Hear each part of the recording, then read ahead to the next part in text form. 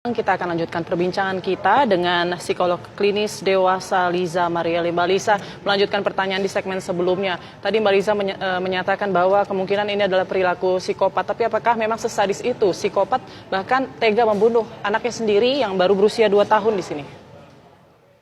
Iya, jadi kalau kita berbicara gangguan kepribadian, itu ada sesuatu, banyak faktor yang terlibat. Faktor genetika, biologis, kemudian juga kepribadian, pola asuh dari kecil yang membuat dia traumatik dan tumbuh menjadi psikopatik.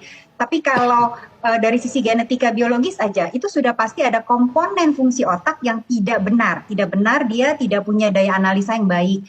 Kemampuan berempati dia tidak ada. Jadi agak sulit bagi dia, bagi kita mungkin untuk memahami kok bisa sih sampai membunuh seorang anaknya. Tapi kalau buat dia kayak tidak ada keterikatan emosional tertentu. Ini benar-benar murni hanya karena dia mau, dia pengen, jadi sangat impulsif sekali dan dia melakukan itu. Nah ini komponen fungsi otak yang tidak baik. Begitu pula juga mungkin dulu ada trauma, begitu pula juga mungkin ada pengaruh-pengaruh dari lingkungan. Jadi nggak bisa dibandingkan antara seseorang yang punya gangguan kepribadian dengan perilaku orang-orang normal lainnya. Gitu Mbak. Ya, ya Mas Maman. Salah satu korban, salah satu cara dari tersangka ini membunuh korban, ini kan mereka diantaranya juga menggunakan racun cyanida. Apakah ini juga bisa dikatakan profesional begitu? Sangat Mas, hampir semua korbannya kan diakui dibunuh semuanya dengan racun pestisida. Kan? Betul. Berarti betul-betul disiapkan dan kemudian dia tahu dampak dari racun tersebut yang sangat kuat. Ya. Dan saking tahunya bahkan kemudian salah satu pelaku bersandiwara untuk juga ikut meminum dengan porsi yang lebih sedikit supaya ketahui dikira dia juga adalah korban bukan sebagai pelaku. Ya. Ini gambaran lagi betul-betul mereka menyiapkan betul perbuatan kriminalnya ini. Yang memang menarik adalah kalau kita baca serial killer, para pembunuh-pembunuh berantai entah dari Samuel Little yang membunuh 93 orang, Ted Bundy 36 orang, rata-rata melakukannya seorang diri. Ya, Tetapi bukan tidak mungkin dia bisa mempengaruhi orang-orang di sekelilingnya karena sifatnya yang manipulatif tadi yang disebut Mbak Lisa. Dia terlihat sangat santun, sangat ramah, penampilannya sangat dandy, kemudian seolah-olah dia adalah makhluk sosial yang sangat baik, sehingga orang tidak menyangka dan begitu masuk dalam jebakan mereka dan dengan ancaman dia, maka orang yang tadinya tidak berniat untuk bekerja sama, jadi bekerja sama juga bisa jadi karena juga terancam oleh si pelaku utama tersebut. Baik. Iya. Baik, Mas Maman, ini kan motif sementara ini adalah untuk menguasai harta, kemudian mungkin juga untuk menutupi kejahatan yang sudah dilakukan sebelumnya, begitu ya. Nah, lalu pertanyaan saya, untuk anak 2 tahun, kita anggap anak 2 tahun mungkin tidak begitu mengerti kejadian apa yang terjadi. Lalu untuk apa sebenarnya dia membunuh anak usia 2 tahun tersebut? Kira-kira menurut Mas Maman? Siapapun yang dicurigai sebagai bisa menjadi saksi yang mengungkap kasus kriminal mereka, akan dihabisi. Apalagi kalau sudah punya gangguan psikopatik tadi. Semua orang yang dianggap bisa mengungkap kasus kriminal mereka, itu yang kemudian mereka tidak peduli anak kecil atau siapapun. Bayangkan 3 istri loh ini, entah itu istri atau mantan istri, semuanya dibunuh. Anak tirinya pun juga dibunuh. Itu menggambarkan betul mereka, Wowo ini, si Aki ini tidak peduli sama sekali dengan hubungan tersebut. Karena ada faktor utama yang mereka kejar. Dan menurut saya bahkan pernikahannya pun kemungkinan didasari oleh usaha untuk mempengaruhi korban lalu kemudian menguasai hartanya. Dan begitu korban yang terperdaya sadar, lalu kemudian dilakukanlah aksi berikutnya, itu menghilangkan nyawa mereka. Ya, Mbak Liza, termasuk juga di antara para korban ini mereka kan TKW yang bisa dibilang secara materi cukup begitu. Kok sampai si korban yang juga TKW ini sampai kepincut oleh tersangka?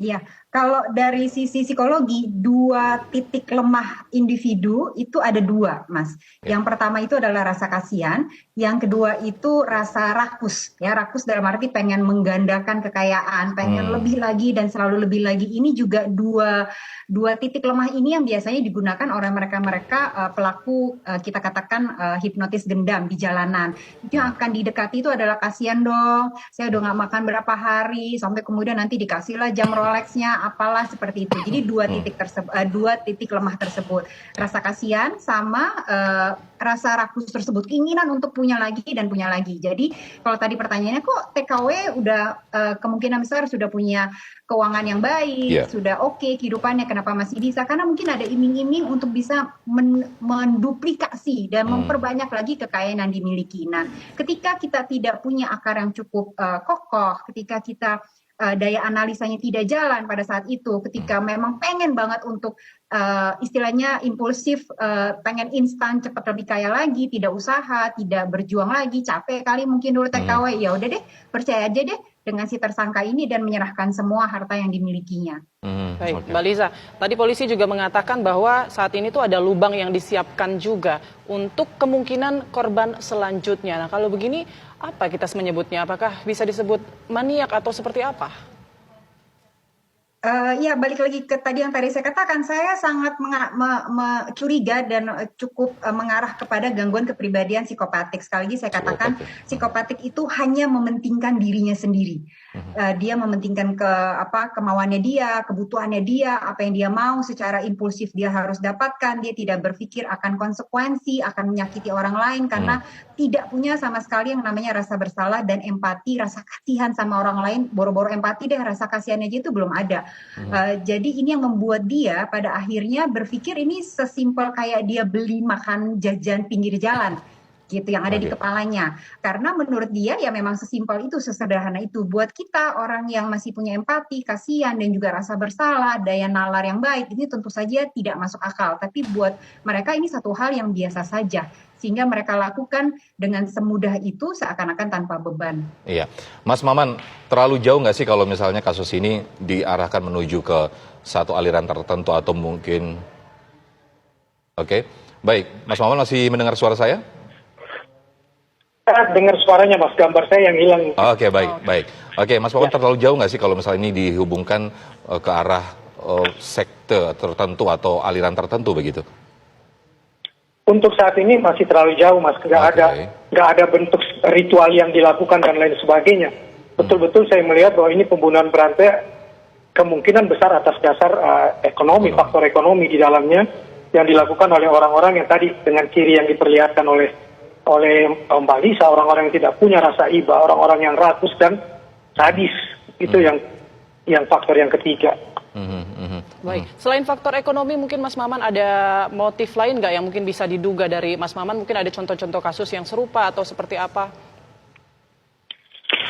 Selain faktor ekonomi, biasanya karena faktor masa lalu, dia punya rekam jejak masa lalu yang dulu dia korban, lalu kemudian dia ingin menjadikan orang lain juga sebagai korban. Dalam kasus Babe, kasus Rian Jombang, kasus Ted Bundy, dan kasus Samuel Little itu kan adalah korban-korban di masa kecil, lalu kemudian dia membalas. Tapi saya tidak melihat itu di sini dan belum melihat itu karena belum ada assessment terhadap para pelaku kan tentang hal tersebut. Jadi kita masih harus melihat hal tersebut lebih jauh lagi artinya. Baik. Ya, Mbak Lisa, termasuk dari ketiga tersangka ini sebetulnya kalau dari korban yang tadi segas ditampilkan dari lingkungan dan juga rumah, sebetulnya secara ekonomi sebenarnya tidak begitu mewah begitu kan. Apakah ini murni hanya memang kebutuhan ekonomi?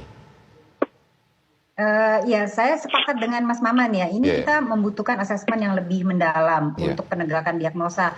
Tapi kemungkinan besar memang faktor ekonomi bisa juga biasanya kalau untuk mereka-mereka yang gangguan kepribadian psikopatik itu the need to power. The need to have more power, pengen punya power lagi, berkuasa lagi, pengen terus mendominasi, dan ini yang dia terus-menerus lakukan kan sebenarnya ada rekam jejaknya demikian dengan menikahi dan kemudian mencoba untuk mendominasi kekayaan dan dengan mendominasi harta si wanita tersebut seakan-akan dia juga punya power akan wanita tersebut dengan anak-anaknya, baik itu ada anak sambung kan juga dengan anak kandung, dan kemudian ketika dia merasa sudah cukup mungkin hanya sekedar diambil hartanya dan kemudian dibunuh, benar-benar tidak ada kelekatan emosional bahwa kasihan, aku sayang dia, aku cinta dia, aku butuh dia, itu sama sekali tidak ada karena memang mereka-mereka dengan gangguan kepribadian psikopatik itu murni hidup hanya untuk dirinya Ketika dia bisa dekat dengan orang yang lain, itu pasti karena di kepalanya ada sesuatu di orang tersebut yang dia butuhkan untuk jangka waktu tertentu. Iya, Mbak Liza, ini kan kita mendapat informasinya bahwa informasi sementaranya itu adalah aksi ini dilakukan 2 tahun terakhir, 2 tahun belakang ini. Nah, usia dari salah satu tersangka ini ada yang 60 tahun. Kemudian mungkin nggak sih perilaku psikopatik tadi itu muncul ketika usia-usia tua, atau memang sebenarnya itu kan tadi bisa jadi turunan, atau mungkin dari dulu, atau mungkin harus di